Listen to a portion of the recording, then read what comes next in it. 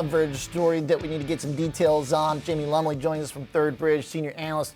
And Jamie, thanks for being here with us this afternoon. Kind of a story that I think flew under the radar, but the overall strategy of T-Mobile seems to be a big winner as the stock's breaking out. Does that make sense to you? Well, there are definitely three key reasons why T-Mobile can come out a winner here. If we just look at this deal, $4.4 billion for effectively all of U.S. Cellular's operations, but really most importantly, first and foremost, is the spectrum. One thing which T-Mobile is definitely be feeling happy about is the fact that they're getting good access to 600, 700 megahertz, that low band spectrum, which is really good for rural areas, which historically, although T-Mobile has done quite well on the customer acquisition standpoint, is still an area where they're relatively not quite as strong in. They really dominate the metro areas. This is a good play to get some good rural customers. So good spectrum assets, good rural customer base. It's also going to be helpful for building out the enterprise sales motion, which is also an area which historically, while T-Mobile continues to build in, is not quite as strong as Verizon and AT&T. So a couple of big pluses in this acquisition, if of course it clears regulatory hurdles. Okay, and are they able to handle all of these users now?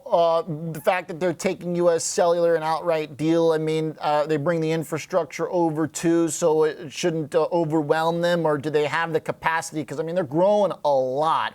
Are people going to have a smooth experience, you think?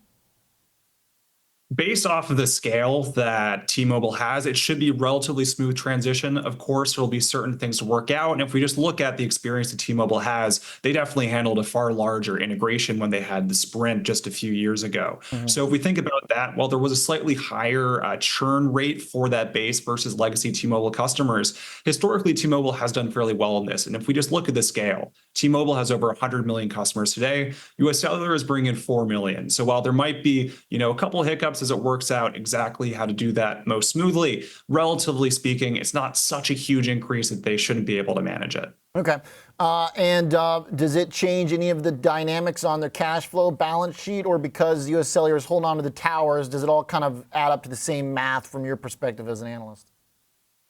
So looking at how this impacts things, one key area to focus on is just from a customer acquisition piece. If we look at the pace that T-Mobile has been going about customer acquisitions, about 500,000 subscribers, postpaid net adds per quarter. So they're effectively buying 2 years of growth here. So we can definitely look at what this does in terms of marketing costs, what this might do in terms of how they have to think about the retail footprint in some of their various sales channels, which of course impact their overall SG&A. But there's definitely a big thing for just looking at the revenue growth opportunity. Although 4 million is smaller than their 100 million some odd base, it is definitely substantial and can certainly have a pretty significant top line impact. All right. Thanks for the details, Jamie. Glad we got you. Appreciate that insight.